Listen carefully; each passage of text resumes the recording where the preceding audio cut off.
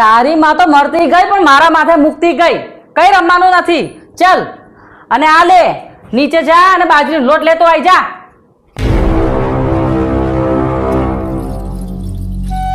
તું તો મારો રાજા બેટા છે અને તને કોઈ બોલે ને તો મારા દિલને બહુ જ દુઃખ થાય છે.